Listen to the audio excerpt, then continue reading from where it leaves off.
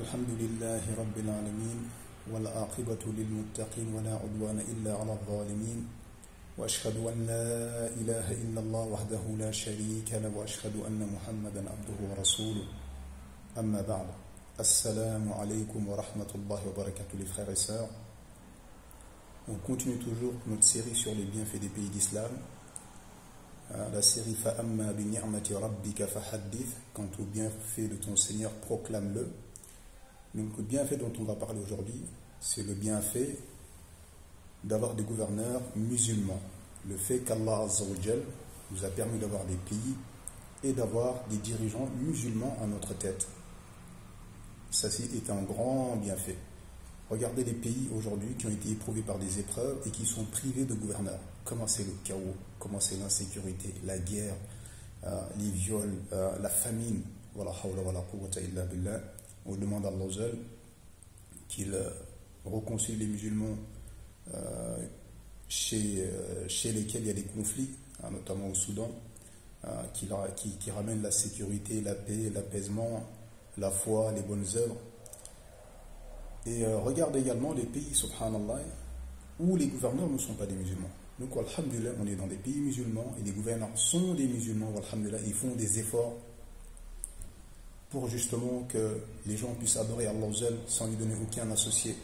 Ils font également des efforts pour que les gens puissent se conformer à la sunna de Muhammad sallallahu alayhi wa sallam, éviter que les gens tombent dans des innovations, de laisser la religion telle qu'elle nous est parvenue de la part des compagnons, sans rajouter quoi que ce soit, sans diminuer quoi que ce soit. Donc le bienfait d'avoir des gouverneurs musulmans, c'est un bienfait immense. Regardez les pays par exemple dont les gouverneurs sont des kafirs. Des pays dont les gouverneurs parfois sont des chrétiens, des juifs, ou parfois des athées. C'est le cas des pays comme la France par exemple, où la plupart des gouverneurs sont des athées, subhanallah.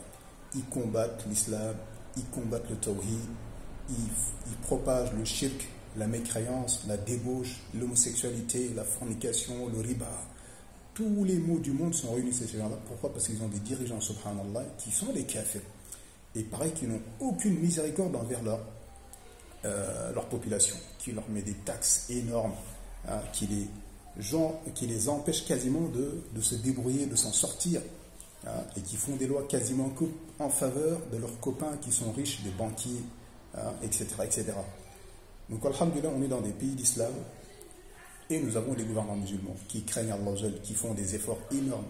Et parmi les efforts justement que font les gouvernants musulmans, c'est qu'ils construisent des mosquées pour les musulmans.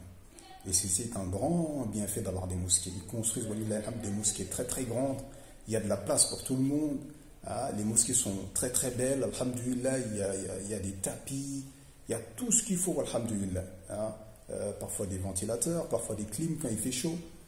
Également des salles d'ablution où il y a largement assez de place pour permettre à tout un chacun de faire ses ablutions. C'est un bienfait immense, subhanallah. Parfois tu rentres dans une mosquée, elle est immense. Et qui l'a construit justement? Un gouverneur musulman. Parce que c'est des gens, ils connaissent la valeur de l'islam, la valeur d'une mosquée, le mérite de construire une mosquée, le mérite également de permettre aux serviteurs d'Allah de pouvoir adorer leur Seigneur dans des meilleures conditions possibles. On demande à Allah qu'il les récompense pour tous ces efforts dans le fait de construire des mosquées, de les rendre accessibles aux gens, quasiment partout où que tu ailles dans le pays où, alhamdulillah, tu as des mosquées. Quand tu sors de chez toi, tu ne te poses même pas la question de savoir est-ce que je vais trouver une mosquée pour faire la prière, par exemple. Tu sors, c'est tout. Et dès que l'heure de la prière arrive, alhamdulillah, tu entends l'adhan partout également dans le pays. Et c'est également un bienfait immense, contrairement à des pays, par exemple, qui interdisent l'adhan. Tu prends le cas de la France, c'est un pays qui interdit l'adhan, subhanallah. Et ça, c'est un signe, en fait, que c'est un mauvais endroit, subhanallah. Un musulman ne doit pas rester dans un endroit, par exemple, où il n'entend même pas l'adhan. Alors qu'ici, alhamdulillah, dès que c'est l'heure de la prière, toutes les mosquées, toute la ville résonne. Allahu Akbar, Allahu Akbar, le tawhid résonne. Ashhadu an la ilaha illallah, ashhadu anna Muhammadan Rasulullah, Allahu Akbar, Allahu Akbar, la ilaha illallah. Ça fait plaisir, subhanallah. Ça permet justement de faire revivier ton tawhid, de prendre un peu de distance avec cette dunya qui est attirante, qui a également ses charmes et ses tentations. Tu fais la prière, alhamdulillah. Donc on remercie vraiment Allah, on loue Allah. Et derrière, par la suite, on remercie nos gouverneurs pour tous ces bienfaits immenses de construire des mosquées immenses et grandes, bien entretenu, très propre, il n'y a pas besoin de se bousculer, il y a de la place. Ah, tu veux venir le premier saf, alhamdulillah, tu arrives tôt, tu as le premier saf, alhamdulillah, il n'y a pas de bousculade, il n'y a rien. Alors que moi personnellement, j'ai connu des pays justement où pour construire une mosquée, la difficulté que c'est, le fait de ramasser de l'argent. Toute une difficulté pour ramasser de l'argent. Parce que les gouverneurs en place n'aident pas du tout, ne participent pas, ou même au contraire parfois, c'est le cas de la France par exemple, qui peuvent même fermer des mosquées, ou interdire leur construction par exemple, ou interdire par exemple leur agrandissement, parce qu'il y a trop de monde, alors qu'ici ce n'est pas le cas, alhamdulillah. Dans les pays d'islam, les gouverneurs sont des musulmans, donc ils font tout leur possible pour que les musulmans puissent adorer Allah dans la plus grande des sérénités et dans le plus grand des conforts. On demande à Allah qu'il les récompense pour toutes ces bonnes actions. Donc les mosquées sont grandes, il n'y a pas besoin de se bousculer. Également, ils payent un imam. Il y a un imam qui est salarié de l'État afin qu'il puisse diriger les prières. Donc il n'y a pas besoin de se prendre la tête pour aller chercher de l'argent pour payer un imam, son salaire, son logement, etc. L'État, alhamdoulilah, prend tout cela en charge. Hein? Également, pareil, des gens pour faire la dalle. Il y a des gens également qui sont payés pour faire la dalle. Donc ils sont là, chaque fois que c'est l'heure de la prière, ils sont là, ils font la dalle, alhamdoulilah. Il n'y a pas besoin de se bagarrer. Moi j'ai connu des endroits où limite les gens ils se bagarrent pour faire la dalle. Hein? Des endroits également où pour construire une mosquée, c'est toute une difficulté. Et ça finit parfois dans du racisme, dans du nationalisme. Parfois ça finit même dans de la hizbiya, hein, c'est-à-dire des tablirs, ils vont essayer de venir pour essayer de faire en sorte en fait que la mosquée soit à eux. Ou des ikhwan, des frères musulmans, viennent pour que la mosquée soit à eux. Hein, ou que des gens ils fassent tout par exemple pour que les gens de la sunna n'aient pas la mosquée. Ça c'est des choses que j'ai vécues, parfois ça va même dans des conflits, dans des bagarres, etc. etc. Alors qu'ici, on n'a pas ce problème, alhamdulillah. Le gouverneur construit les mosquées, il choisit les imams, il choisit ceux qui font la danne, il leur donne un salaire, la mosquée elle est grande, elle est propre, tu rentres, tu pries, tu fais tes ablutions, personne ne te regarde.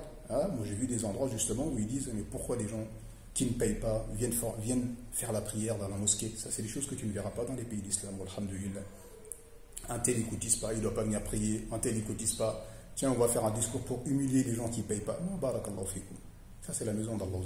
Il se peut que quelqu'un vient alors qu'il n'a pas les moyens. Ça peut arriver. Hein? Et s'il y a des gens, par exemple, qui ne payent pas, on essaie quand même d'avoir un discours, alhamdulillah, avec un bon comportement pour les inciter à donner fils sabilillah et puis dans des biens qui profitent à tout le monde. Donc tous ces problèmes-là que vous rencontrez, par exemple, en Europe, particulièrement en France, vous arrivez dans les pays d'islam, vous n'avez pas ces problèmes, alhamdulillah. La mosquée, elle est grande, tu rentres, tu sors, personne ne te regarde mal. Personne ne te critique parce que personne ne te dit pourquoi tu fais les ablutions alors que tu ne payes pas, tu ne cotises pas, etc., etc. Ça part dans des délires d'association, dans des délires de limite partis politiques, etc., etc. Et voilà, alhamdulillah, donc on remercie Allah pour cette grâce immense de nous avoir donné des gouverneurs musulmans.